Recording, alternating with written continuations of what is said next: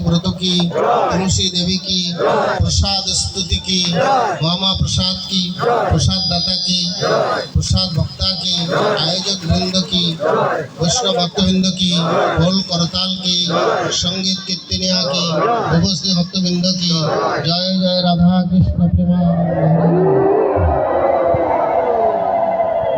शास्त्रे वंशे नाहं तिष्ठामि वैकुंठे योगिनां हृदयेन च मद भक्त যত্র গায়ন্তি তত্র তিষ্ঠামে নারদ। নারদ, আমি বৈকুণ্ঠ থাকি না, যোগীগণের হৃদয় থাকি না। কোথায় থাকে? আমার ভক্তগণ যেখানে আমার গুণকীর্তন করে এবং সমবেত প্রেম স্বরে ডেকে হরিধ্বনি হরিকীর্তন করে সেখানে আমি বিরাজ করি। কারা কারা বিরাজ করি? রাধা কৃষ্ণ সহিত বিরাজত ভবতি, অর্থাৎ সেখানে রাধা কৃষ্ণ সহ আমি বিরাজ করি। তাহলে আজকে এই মহতী অনুষ্ঠানের মধ্যে উদ্ধব বাবাজি, কেশব বাবাজি সহ সকল বৈষ্ণব ভক্তবৃন্দরা এই আয়োজন করেছেন। এটা ভালো, এই মাসে ভালো। তো এখন প্রশ্ন হলো, ভক্তি তত্ত্বের মার্গের তিনটি কর্ম রয়েছে। একটা হচ্ছে ভক্তি, একটা হচ্ছে কর্ম, আর একটা হচ্ছে প্রেম। এই তিনের সমষ্টি না হলে কোনো কিছুই লাভ হয় না। প্রথমটাই হচ্ছে কর্ম। কর্ম কি? এই কর্মের মধ্যে ভগবান কর্মান্নবাধিকারস্তে মা ফলেষু কদাচন, যে তুমি কর্ম করে যাও, ফল দেওয়ার মালিক আমি। তাহলে কর্মান্নবাধিকার আসতে, তাহলে কর্ম আবার করতে বলছে ভগবান। কি কর্ম করতে বলছে? এই হাতের এই যে দশেন্দ্রিয় আমাদের আছে, এই যে আবার অনুমেয়, অনুপেয়, অনুভবের এবং অনুভূতিতে আমাদের সমস্ত শরীরটি সংবেদনশীল। একটি না হলে অপরটি কিন্তু চলে না। যেমন কি হাত যদি না থাকে তাকে কি বলে? নেড়া কয়। পা যদি না থাকে তাহলে কি বলে? খোরা কয়। চোখ যদি না থাকে তাহলে কি হয়? দৃষ্টিহীন, অন্ধ বলে। মুখ যদি কথা না বলে তাহলে তাকে বোবা বলে। মাথায় যদি চুল না থাকে তাহলে নেড়ে কয়, যেমন আমার নানিয়া। তারপরে ধরেন এই শরীরের অপাঙ্গ যদি হয় তাহলে অপূর্ণাঙ্গ বলে, পূর্ণাঙ্গ সে নহে। কর্ণ যদি না থাকে টুসা বলে, কান বলা হয় তাকে, কান। মুখের যদি না থাকে তাহলে কি বলে? মুখাস্মৃতি থাকে, কিন্তু তার সম্পূর্ণ পরিপূর্ণতা ভাব আসে। শাস্ত্রে কি বলছে? যে হস্তস্য কর্মাণি পুষ্পং দেহিতি শিনগ্রম জামে দেহি নাম বিগ্রহ রূপম। হাতের কাজ হচ্ছে এই হাত দিয়ে আপনি ফুল পুষ্প গোবিন্দ চরণে অর্পণ করবেন।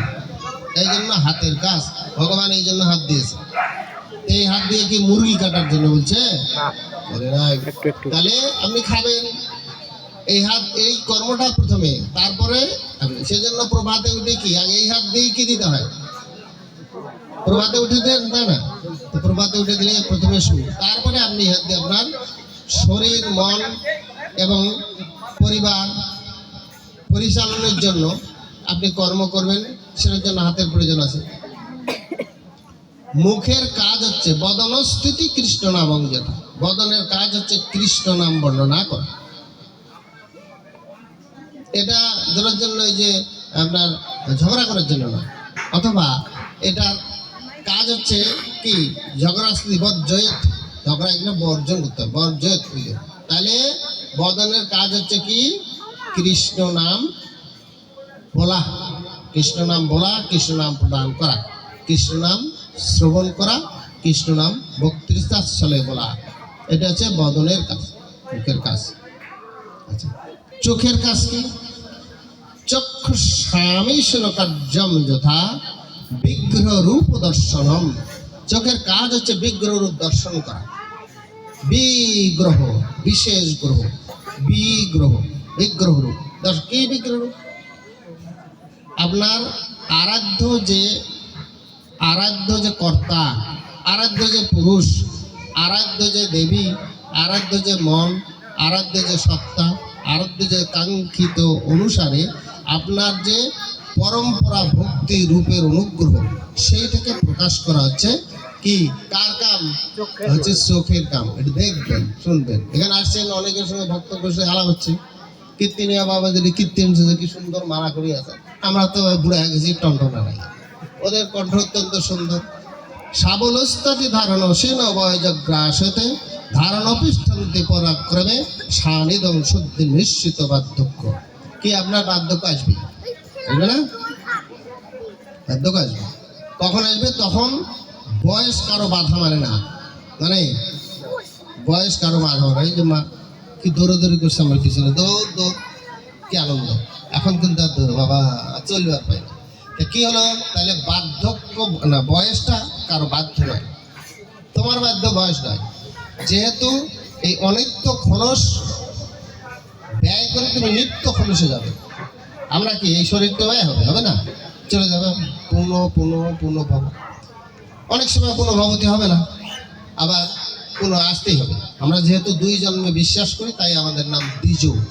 2 জন্মে বিশ্বাস করি বলে আমার নাম দ্বিজ, 2 বার। এখন প্রশ্ন হলো, তাহলে কানের কথা কি? এই কৃষ্ণ কথাগুলো শ্রবণ করা,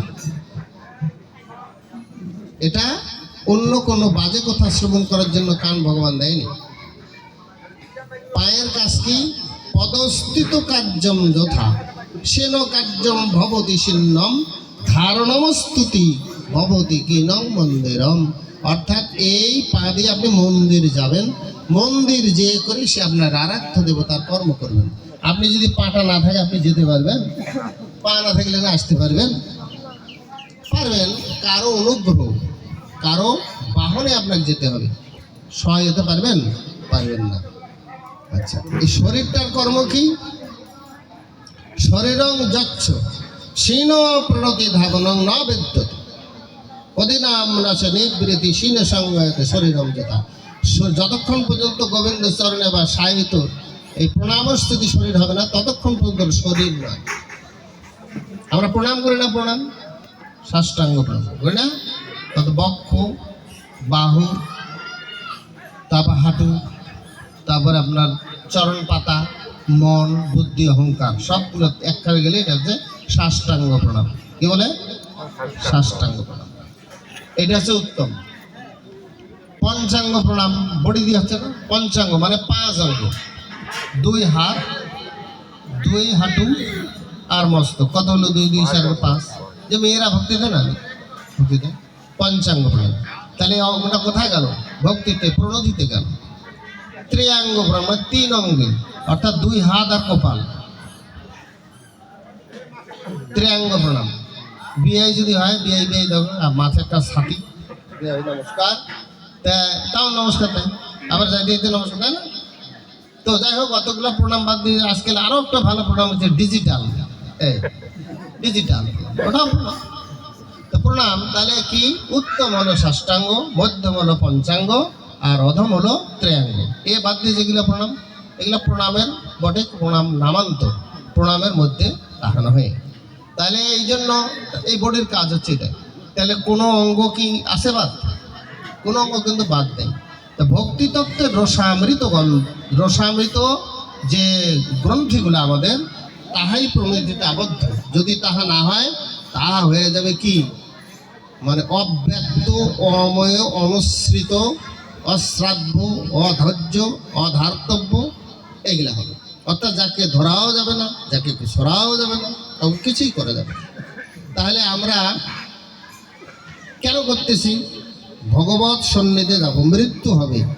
তারপর কর্ম যদি ভালো হয় তাহলে কি ভালো পথে যাবেন, আর যদি কর্ম খারাপ হয় তাহলে কি হবে? খারাপ পথে যাবেন। যাচ্ছনে ধাবতি কর্মান্ন বাধিয়তে নিত্য শীন পূজ্যুপাসতে শীন সভকরম পার্ধশ্চৈতি বিধয়তি ন স্বনিবৃত্তি ন সপ্রবৃত্তি। অর্থাৎ যদি না করেন তাহলে আপনার নিবৃত্তিও নাই, আপনার প্রবৃত্তিও নাই। তাহলে কি হলো? আমাকে যাইতে হবে ওপারের দৃশ্যে। কথা বলে না যে কাকে আমি ধরবো? 4টি স্তরের মধ্যে ভালো করে ধরে রাখবেন। 4টি কটি? আমাদের ভগবানের নাম কি? পরমেশ্বর ভগবান শ্রীকৃষ্ণ। কি নাম? পরমেশ্বর ভগবান শ্রীকৃষ্ণ। শ্রীকৃষ্ণ বললে হবে, কৃষ্ণ বললে হয়। কি বলতে হবে? পরমেশ্বর ভগবান শ্রীকৃষ্ণ। ঈশ্বর পরম কৃষ্ণ সচ্চিদানন্দ বিগ্রহ অনাদির আদি গোবিন্দ সর্বকারণ কারণম। ঈশ্বর পরম কৃষ্ণ। কৃষ্ণ কথার আগে একটি পরম কথা আছে, পরম শব্দ আছে। ঈশ্বর পরম কৃষ্ণ, তাহলে কৃষ্ণ পরম, এই জন্য পরমেশ্বর ভগবান শ্রীকৃষ্ণ। এতে সাংশ কলা পুংসু কৃষ্ণস্তু ভগবান স্বয়ং। কৃষ্ণ বেদয়সি সংকুলা নাশ বিদয়ে বিশ্ব যারাশ্বতি ভবতি শিন কৃষ্ণময় জগত কৃষ্ণ প্রণাস্তিতি নহ জগত শিন ধারণাম সৃষ্টম বা দীনস্থ কৃষ্ণম দেহি নাম শিববাসতি। মানে যেখানেই দেখবেন সেখানেই কৃষ্ণ। এই জন্য বলা হচ্ছে কর্ষণীয় সে ধারণম, ব্যতিক্রম। কিছুক্ষণ আগে বলছিল যে ওই সুভাষ শাস্ত্রী কি যেন বললে যে এ কৃষ্ণ কৃষ্ণ নয়, ওই কৃষ্ণ। কিছুক্ষণ আগে শুনলাম ওই দীন কৃষ্ণ ঠাকুর বলেছিল। হ্যাঁ, বেদে একটি কৃষ্ণ আছে, এই কৃষ্ণ মুনি কৃষ্ণ, এই কৃষ্ণ নয়। এখানে একটু বোঝার আছে, কাজেই ওইগুলো শোনাও যাবে না, ওই সমালোচনার ঊর্ধ্বে থাকতে হবে। বেদে কৃষ্ণ আছে, এই কৃষ্ণর মৃত্যু আছে, এই কৃষ্ণ সব বুঝে। আমার এই কৃষ্ণ আবির্ভাব, যেমন শ্রীকৃষ্ণের জন্ম নেই, শ্রীকৃষ্ণের আবির্ভাব আছে। কি আছে? আবির্ভাব। ভাদ্র মাসের কৃষ্ণ পক্ষের অষ্টমী তিথি মধ্যরাত্রি বুধবার রোহিণী নক্ষত্রে কৃষ্ণের জন্ম হলো না, কৃষ্ণের আবির্ভাব হলো। এই আবির্ভাবটাকে অনেকে জন্মাষ্টমী, জন্মযোগ অষ্টমী, তাহলে জন্মাষ্টমী বলি কেন? আমাদের লৌকিক ভাষায়, লৌকিক কথায় শ্রীকৃষ্ণকে আমি আপন করে নিই। যেমন ধরেছিল শ্রীকৃষ্ণ যখন কি হয়, যখন আবির্ভূত হয়েছিলেন তখন 4 হাত ছিল তার, 4 হাত, শঙ্খ চক্র গদা পদ্মধারী। তাহলে 2 হাত কখন হলো? দেবকী যখন ওই রূপ দেখতে ভয় পেল, ভীতি হলো, তো বললো যে আমার তো 6 পুত্র গেছে, 7ম পুত্র আসলো সংকর্ষণ হিসাবে। শ্রীকৃষ্ণের জন্ম 8ম গর্ভজাত হলো, তিনি 7ম গর্ভজাত পুত্র। এক পুত্র বিশিষ্টভাবে সংকর্ষণ মানে রোহিণী গর্ভে ট্রান্সফার হয়ে গেছিল, এই জন্য বলরামকে সংকর্ষণ বলা হয়। বোঝা যায় না? শ্রীকৃষ্ণ 8ম গর্ভজাত হলেও শ্রীকৃষ্ণ 7ম গর্ভজাত। যখন দেবকী যখন গর্ভবতী হলেন বা আনুবাহিক যখন হলেন, তখন কিছুদিন পরে ওর গর্ভ নিষ্কার হয়ে গেছিল, অর্থাৎ গর্ভ যে ছিল ট্রান্সফার হয়ে গেছিল কারখানে রোহিণীর কাছে। এই ফাঁকা গর্ভে শ্রীকৃষ্ণ আসে ঢুকে গেল। তাহলে কত হলো? 7ম ছিল চলে গেল, আবার 8মে তিনি ঢুকলেন। এই জন্য কি বলা হয়? 7ম গর্ভজাত সন্তান বটে, কিন্তু তিনি 7ম গর্ভজাত নয়। যা গেল অন্য বিশেষতা আছে। তাহলে এখন কি হলো? এই ক্ষেত্রগুলা আমাদের কৃষ্ণময় জগৎ, কৃষ্ণ ভাব জগৎ, কৃষ্ণ প্রেম জগৎ, কৃষ্ণ বিভূতি জগৎ, সব কৃষ্ণময়। কলিতে সবই দোষ, কেবল একমাত্র হচ্ছে কৃষ্ণ নাম সিদ্ধ। কাজে কৃষ্ণ নাম ব্যতীত কলিযুগের উদ্ধার নাই, নাই, নাই। সবগুলোতে দোষ, আপনি দোষ তারা 1 ইঞ্চি হাঁটতে পারবেন না। আবার কি বলছে? এই কলিতে মহামানব, কলিতে জন্মগ্রহণ করার জন্য ধন্য। কি জন্য ধন্য? যে কলিতে লোকের আয়ু কম, তাতে মৃত্যুর নাই নিয়ম। বুড়া থাকতে চেহারা মরে, চেহারা থাকতে বুড়া মরতেছে, বালক থাকতে বৃদ্ধ মরে, বৃদ্ধ থাকতে বালক মরে। মৃত্যুর কোনো সত্য যুগে 1 লক্ষ বছর ছিল মানুষের আয়ু, একদিন কম বেশি হতো না। তো এই পূর্বে মারা গেছিল নিমি, মারা যাওয়ার পরে নিমের পুত্র মারা যাওয়ার পরে সেখান থেকে এই শ্রাদ্ধ শুরু হলো, শ্রাদ্ধের উৎপত্তি হলো। যে আগা মারা গেল আমার কি হবে, তাই সেখান থেকে শ্রাদ্ধ, বহুত ঘটনা। এই ঘটনা না করলে তাহলে আমরা কি, আমরা যেহেতু আমাকে যেতে হবে, তাহলে কর্ম করে যেতে হবে। কর্ম করলে কি হবে যদি ভক্তি না থাকে? ভক্তি কি? ভক্তির সোপান কোথায় আছে? ভক্তির সোপান রয়েছে গুরুর কাছে। কোথায় রয়েছে? গুরুর কাছে। গুরু কয়জন? 4 জন গুরু। একটা হচ্ছে যোগী গুরু, একটা হচ্ছে প্রেমিক গুরু, একটা হচ্ছে তান্ত্রিক গুরু, একটা হচ্ছে জ্ঞানী গুরু। যোগী গুরু, জ্ঞানী গুরু, প্রেমিক গুরু, তান্ত্রিক গুরু। তাহলে যে যথামাম প্রবর্তন্তে তাদস্তম ভজাম্যহম মম বর্তানুবর্তন্তে মনুষ্য পার্থ সর্বস্ব। যে যেমনভাবে যার ভজনা করে আমি সেরূপ প্রদান করে থাকি, ফল প্রদান করে থাকি। কীরকম? মনে করেন একজন সারা জীবন নিরামিষ খায় আর একজন সারা জীবন আমিষ খায়। দুইটাকে ক্ষেত্র দেখবেন, যে নিরামিষভোজী সে একটু শান্ত হবে, যে আমিষভোজী সে রুদ্ধ। তার কারণ তার খাদ্যটা তাকে ঠিক থাকতে দেবে না। প্রতিদিন যার দুইটা ছেলে আছে ডেমনস্ট্রেশন করেন, প্রদর্শনী করেন।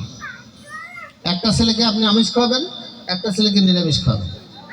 এই আমিষ খাওয়া ছেলেটা যদি ছোট হয় আর নিরামিষ খাওয়া যদি ছেলেটা বড় হয়, দেখবেন ওই আমিষ খাওয়া ছেলেটা ডেলি ডাঙাবে, প্রতিদিন ডাঙাবে, ধাক্কা দেবে, অমুক দেবে, মানে অসংখ্য পারবে না। আর এত শান্ত স্বভাবের না। এই জন্য কি হলো? তাহলে খাদ্যামি অভ্যাস না সেই সংস্কৃতম ব্যবহারস্থিত পৃথক পৃথক, অর্থাৎ আপনি খাদ্য অনুযায়ী পৃথক পৃথক ভাব পাবেন। বোঝা গেল না? তাহলে আমরা কি? প্রথম হলো আমাদের ভগবান হচ্ছে পরমেশ্বর ভগবান শ্রীকৃষ্ণ। দ্বিতীয় হলো আমাদের ধর্মের নাম কি? সনাতন ধর্ম। কি নাম? সনাতন ধর্ম। সনাতন মানে কি? যা আগে ছিল, এখনো আছে, ভবিষ্যতে থাকবে, স্থির, অচঞ্চল, চঞ্চল নয়, অনন্ত মানে যার কোনো শেষ নাই, অবেদ্য যিনি বেদিত নন, অব্যয় মানে যার কোনো ব্যয় নাই, অক্ষয় মানে যার কোনো ক্ষয় নাই, স্থির, প্রাজ্ঞ, চিরন্তন মানে যাহা নতুনত্ব নাই, অচঞ্চল চলে না, নিতর নিস্পন্দ, বাণ্যে বুৎপত্তি ধীবনম সংগয়তে সনাতনম। তাহলে একাকে সনাতন বলে। তাহলে এই সনাতনের কে তৈরি করেছিল? এই সনাতন ধর্ম কে সৃষ্টি করেছিল? কেউ সৃষ্টি করে নাই। সনাতন ধর্ম আপনভাবে সৃষ্টিকর্তার থেকেই আগমন। সনাতনকে কেউ সৃষ্টি করে নাই, অর্থাৎ পরমেশ্বর ভগবান শ্রীকৃষ্ণই এর প্রতিষ্ঠাতা। তাহলে কখন থেকে আসছে? যে ওনাদের আনি এই পৃথিবী যখন থেকে সৃষ্টি, তখন থেকে সনাতনের সৃষ্টি। 3 নম্বরে আসেন আমাদের শাস্ত্র কি? শাস্ত্র আমাদের শ্রীমদ্ ভগবত গীতা, 14 শাস্ত্র, 18 পুরাণ, 4 বেদ, সাংখ্য, তত্ত্ব, বিভিন্ন সংগীতা, এগুলো আছে। কিন্তু সবগুলোর সার হলো কি? শ্রীমদ্ ভগবত গীতা। শ্রীমদ্ ভগবত গীতা কি বলছেন? যে যারা গীতা অধ্যায় করে, যারা গীতা অধ্যায় করে, 2 প্রকার। গীতা অধ্যায় পাঠ যিনি করেন আর বুঝে সুঝে যিনি পাঠ করেন, দুটার মধ্যে পার্থক্য আছে। যিনি পাঠ করেন আর যিনি বুঝে সুঝে পাঠ করেন, অর্থাৎ বুঝে সুঝে পাঠ করলে তাকে একটু জ্ঞানী হতে হবে, একটু শিক্ষিত হতে হবে। যারা এই জ্ঞানটি দান করেন, যিনি পড়েন, যিনি বুঝে সুঝে পড়েন আর যিনি এই জ্ঞানটি দান করেন, 3 জনের মধ্যে পার্থক্য আছে। যিনি দান করেন তিনি হচ্ছেন শ্রেষ্ঠ। ভগবান বললেন, যিনি এই গীতা বাক্যটি বলে সবার মধ্যে প্রচার করেন, তাহার সমান আমি তার লেখি না, তার পাপ লেখি না, পাপ তার লেখি না। তাহলে কি করতে হবে? আমাদের কর্তব্য হলো সনাতনকে অগ্রগামী করতে গেলে কি হবে? আপনি যাহা জানেন তাহা আপনার বাচ্চাকে শেখান। প্রণাম শিখে নেন, নমস্কার করতে শিখে নেন। তারপরে পূজা ও মন্ত্র জানুক আর না জানুক, ওই বাচ্চাটাকে আপনি সাথে নেবেন, মা সাথে নেবে। 1 দিন 2 দিন থেকে প্রণাম করবেন। ইদানিং তা দেখা যাচ্ছে প্রণাম করেছে ঠিক, হাতে একটা বড় মোবাইল, মানে এদিকেও দেখা যাচ্ছে প্রণামও করেছে। বাচ্চাটার প্রণাম করবে এই সময়টুকু নাই, মোবাইল থেকে সময় করবে। ভালো করে বল করে দেন, এই সময় অ্যান্ড্রয়েড মোবাইল যদি বাচ্চার হাতে দেন, তাহলে আপনি ওই বৃদ্ধাশ্রম যাওয়ার জন্য রেডি হয়ে যান। যদি অ্যান্ড্রয়েড মোবাইল বা এই সমস্ত ফিলিংস মোবাইল যদি কখনো কোনো বাচ্চাদের হাতে দেন, আপনি বৃদ্ধাশ্রম যাওয়ার জন্য রেডি হয়ে যান।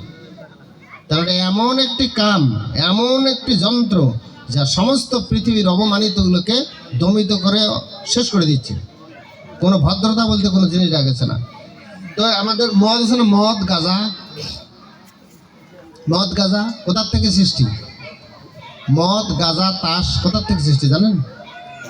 সমুদ্র মন্থনকালে ঐরাবত, আপনার ধরেন উচ্চশ্রবা, মন, পারিজাত, চন্দ্র, এগুলো জন্মগ্রহণ করল এবং সঙ্গে সঙ্গে বলল বলার সঙ্গে সঙ্গে বলতেছে, পরে তখন ওই মদ উঠলো, মদ যে বললো যে প্রভু এটা কি, বললো যে সকলের পতনের হেতু এটা, সকলের পতনের জন্য এটা। 2 নম্বর তাস, এটা কি, বলে সকলের ধ্বংসের জন্য এটা। 3 নম্বর এটা গাঁজা হইলে বাবু প্রভু এটা কি, বলে সকল অপরাধের শ্রেষ্ঠ অপরাধী হচ্ছে এইটা যারা ধারণ করে। তাহলে 3টা কি, অমঙ্গল না মঙ্গল? অমঙ্গল। তাহলে এই সকলের পতনের হেতু এই মোবাইল। গাঁজা তো আমাদের দেশে না, ভারতে হয় খুব, গাঁজা সঙ্গে সঙ্গে খায়, তাস, গাঁজা, তাস, তারপরে এই যে কি লটারি, আর একটা জিনিস আছে মদ, এটা প্রকাশ্য, বাধা দেয় না কেউ। আমাদের দেশে হয় না, কিন্তু আমাদের দেশে তার চেয়ে জঘন্যতম হচ্ছে এই মোবাইল হাতে দেওয়া। আপনাদের বিশেষভাবে অনুরোধ করি, যারা একটু বোধগম্য হয়েছে তাদের কথা আলাদা, কিন্তু বাচ্চাদের আসক্ত হয়ে যাচ্ছে মোবাইলে। আমি একজন স্কুলের টিচার, এখনো এদেরকে মানে মানে মানে কন্ট্রোল করা যাচ্ছে না। কেউ বলতেছে মোবাইল না দিলে আত্মহত্যা করবে, কেউ মোবাইল না দিয়ে ভাত খায় না। মা কি করে এখন, চুপ করে দেখেছে 2 ঘন্টার জন্য দাও, এত চেক করি তবু দেখেছে পিছনে টিছনে মানে মোবাইল ধরে এসে পিছনে। এমন সূক্ষ্ম সূক্ষ্ম মোবাইল, আরও দেখছেন ঘড়িতে মোবাইল আছে, ঘড়ি টিপেছেন, সব কিছু পাওয়া যাবে। তো এই জন্য সাবধান করে দিচ্ছি যে বাচ্চাদের কোনো মোবাইল দেবেন না। আর একটি কথা, বাচ্চাদের বাড়িতে চিত্রলিপি দেবেন। চিত্রলিপি মানে এই ফটোর বই দেবেন, যেখানে গণেশের ছবি আছে, বলে এটা সরস্বতী, এটা গণেশ, এটা লক্ষ্মী, এটা দুর্গা, এটা কালী, এটা ব্রহ্মা, এটা বিষ্ণু, এটা মহেশ্বর। এই সমস্ত ছবিটা দেখে যেন ভক্তি তার মধ্যে চলে আসে। হিন্দুদের দেবদেবী ইট কাঠ মাটি দিয়ে গড়া, মৃন্ময় মাঝে চিন্ময় আত্মা হয়ে যাওয়া আত্মহারা। তো এই হলো ভারত কীর্তনের মূল ইতিহাস। তাহলে আমাদের শাস্ত্র কি হলো, আমাদের ভগবানকে পরমেশ্বর ভগবান শ্রীকণ, পরমেশ্বর ভগবান শ্রীকৃষ্ণ। দ্বিতীয় ধর্মের নাম কি, সনাতন ধর্ম। সনাতন ধর্ম মানে কি, আগে ছিল, এখনো আছে, ভবিষ্যতে থাকবে। শাস্ত্র কি, শ্রীমদ্ ভগবদ গীতা। আমরা কার অনুসারী, গৌরাঙ্গ মহাপ্রভুর অনুসারী। আমরা কার অনুসারী, গৌরাঙ্গ মহাপ্রভু না থাকলে বৃন্দাবন তৈরি হতো না, গৌরাঙ্গ মহাপ্রভু না থাকলে কাশীধাম তৈরি হতো না, নবদ্বীপ তৈরি হতো না। তাহলে ধর্মের সোপান হচ্ছে গৌরাঙ্গ মহাপ্রভুর আদর্শকে পরিণত করা। আমি এটা বলি, তা এই গীতা ভাগবতের, গীতা প্রথমে কোথায় আবির্ভূত হয়েছিল, কুরুক্ষেত্র নামক এক জায়গায়। কোন মাসে আবির্ভূত হয়েছিল, অগ্রহায়ণ মাসে। কোন বারে, রবিবারে। কোন তিথিতে, একাদশী তিথিতে। কোন একাদশী, শুক্লপক্ষের একাদশী। শ্রীমদ্ ভগবদ গীতা কোন গ্রন্থ থেকে এসেছে, মহাভারত থেকে। মহাভারতের কোন পর্ব, ভীষ্ম পর্ব। ভীষ্ম পর্বের কোন অধ্যায়, 25 থেকে 42। মহাভারত কে লিখেছিলেন, ব্যাসদেব। কত ছন্দে এই শ্রীমদ্ ভগবত কে লিখেছিলেন, ব্যাসদেব। শ্রীমদ্ ভাগবত গীতাতে কয়টি ছন্দ রয়েছে, 2টি ছন্দ রয়েছে। একটা হচ্ছে 30 ছন্দ, আর একটা হচ্ছে অনুষ্টুপ ছন্দ। এলে ব্যাকরণগত জিনিস তবু জেনে রাখা যারা শিক্ষার্থী। কয়টি ছন্দে, একটা অনুষ্টুপ ছন্দ। অনুষ্টুপ ছন্দ হচ্ছে 32 মাত্রা, আর 30 ছন্দ হচ্ছে 44 মাত্রা। যেমন ধরেন গীতা পড়তে হবে, যারা পাঠক পড়তে হবে কি, এটা ছান্দসিক আকারে, যেমন উপর থেকে নিচে আসবেন 4। যেমন ধর্মক্ষেত্রে কুরুক্ষেত্রে সমবেতা যদুৎসব মামকা পাণ্ডবাচার্য কিং কুর্বদ সঞ্চয়। আমরা শুরু করতে হবে, যেমন ধর্মক্ষেত্রে কুরুক্ষেত্রে 4 4 8। তাহলে আমরা থামতে হবে না। ধর্মক্ষেত্রে কুরুক্ষেত্রে সমবেতা উৎসব মামকাহ পাণ্ডবাচার্য কিং কুর্বদ সঞ্জয়। তাহলে আপনাকে আস্তে আস্তে পড়তে, ধর্মক্ষেত্রে কুরুক্ষেত্রে সমবেতা এ পড়া যাবে। এইগুলা যারা একটু অভিজ্ঞতা সম্পন্ন আছেন, যারা যেখানে আপনারা করেন, এইগুলা কীর্তন একটু কম করবেন, আলোচনা বেশি করবেন। কীর্তন কম, আলোচনা বেশি। তার কারণ কীর্তন বলে আপনি মনে করেন যে প্রায় 60 থেকে 70 ভাগ কীর্তন বোঝে না। কীর্তনের ভাষা অত্যন্ত কঠিন। কীর্তন বলতে হবে গুরু বন্দনা, তারপরে তুলসী বন্দনা, বৈষ্ণব বন্দনা, আপনার নৃসিংহদেবের বন্দনে তো শিখতে হবে, লাগবেই, কিন্তু এগুলা করার পরে ভাগবত আলোচনা করবেন বেশি বেশি বেশি, যে যেটা জানেন ওইটা একজনকে স্কার্ট আউট করে দেবেন, এই হলো মূল। তাহলে আমাদের সর্বশেষ শ্রীমদ্ ভগবদ গীতা ভগবান শ্রীকৃষ্ণ অর্জুনকে বলেছিলেন, কত সময় ধরে বলেছিলেন? 40 মিনিট, 40 মিনিট। এবার বিশেষ এইটা ধরেছিল, অনেকে পায় নাই, তো যাই হোক এটা যারা এগুলা জানেন এগুলা শুনে নেবেন এবং এগুলা আলোচনা করবেন। আমার এই তত্ত্বগুলো এক শাস্ত্র থেকে নয়, বহু শাস্ত্র থেকে নিয়ে নিয়ে একখানে আমি এটা বললাম। সর্বোপরি যে কথাটা, ধর্মান ধর্মতি, অর্থাৎ ধারণ করার নামেই ধর্ম, তা না ধরলে কিন্তু ধর্ম নাই। এটা কোন মাস? দামোদর মাস বা কার্তিক মাস বলে না? তো কার্তিক মাস দামোদর মাস কেন? এক মা বলেছিল যে দামোদর কেন বাবা, এটা কি? শুনেন, আসেন বোধহয় শুনলেন। দাম শব্দের অর্থ দড়ি, উদর শব্দের অর্থ পেট। মা যশোদা শ্রীকৃষ্ণকে দড়ি দিয়ে বাঁধলেন। কোথায় বাঁধলেন? উদুখল মানে সামে বাঁধলেন, সামে বাঁধলেন। কেন বাঁধলেন? যে প্রতিদিন তিনি কি করেন? শ্রীকৃষ্ণ ননি চুরি করতেন, কিন্তু আসলে তো ননি চুরি করেনি, করে মানে গোপীরা তার জন্য ননি সাজিয়ে রাখে, সবাই সাজিয়ে রাখে, সাজিয়ে রেখে যে উপরে ওরা জানে যে শ্রীকৃষ্ণ ভগবান, তিনি পরম ঈশ্বর, তাই আমার ননিটাই যেন খায়, এইটা হচ্ছে মূল উদ্দেশ্য। যখন খায় না তখন কি করে? মাকে যে অভিযোগ করে, মা কৃষ্ণকে বোকা দেয়, বোকা দিয়ে কিন্তু আমি তো খাইনি, আমি তো চাইনি, ওরাই তো আমাকে খাইতে দিছে, এখন কাজে ওরটাই আমাকে খাইতে হবে, এই বলে ওই রাগ হয়ে ওই গোপীর তিনি ননি খাইতেন এবং পার্শ্ববর্তী ননি খাইতেন। গোপীরা জানলা দিয়ে দেখে থাকে, যদি গোপীরা জানলা দিয়ে দেখে থাকে, যদি আক্রমণ করতে তাই বলছে আমার ননি কেন খাচ্ছ, কেন খাচ্ছ, তাই না? তো ননি খাইছে কি? উপরে টেবিলের উপর চড়ে ননি পালাচ্ছে, নিজেও খাচ্ছে, বালককে দিচ্ছে, আবার বান্দরগুলো আছে তাকেও দিচ্ছে। এই এতগুলো অভিযোগ সহ্য করতে না পারে মা যশোদা শ্রীকৃষ্ণকে বাঁধতে চাইলেন। ভগবানকে বাঁধা যায়? যায় না। যখনই বাঁধে 2 আঙ্গুল শর্ট হয়, 2 আঙ্গুল শর্ট, এদি বলে তাহলে এদিক ঘুরি বাঁধি, ওদিকেও 2 আঙ্গুল শর্ট হয়। কেন 2 আঙ্গুল শর্ট হলো? যে মা বাঁধবি? হ্যাঁ তোমাকে আমি বাঁধবই। তো যিনি বাঁধতে চান তিনি তার বাধা হয়ে যান। প্রেম ভক্তি এমনি বলবান, রজ্জু আনি নন্দরানী বাঁধলেন ভগবান। হ্যাঁ, রজ্জু আনি নন্দরানী কি কি প্রেমে বাঁধল? বাৎসল্য প্রেমে ভগবানকে মা যশোদা বাঁধলেন, বাঁধা পড়ে গেলেন। তাই কোন মাসে বাঁধিয়েছিলেন? এই কার্তিক মাসে, এই দামোদর মাসে। তাই মা যশোদা বাৎসল্য প্রেমে কি শ্রীকৃষ্ণকে বেঁধেছিলেন। আমরা আমাদের ভক্তি প্রেমে, ভক্তির দ্বারা যেমন শ্রীকৃষ্ণকে প্রেম ডোরে বাঁধতে পারি, তাই আমাদের এই চেষ্টা। তাই এই দামোদর মাস আমরা একটু সংস্কারভাবে প্রতিপালন করি। তাহলে কিভাবে সংস্কারভাবে প্রতিপালন করি? আপনারা সবাই একাদশীর মতো পালন করবেন, নিত্য সন্ধ্যা করবেন, একে অপরের মধ্যে কোনো হিংসা রাখবেন না। আমরা কিন্তু খুব পর্যদস্ত, আমরা যদি এখন একত্রিত না হই তাহলে কিন্তু আমরা টিকা তো দূরে থাক, বসে থাকতে পারবো।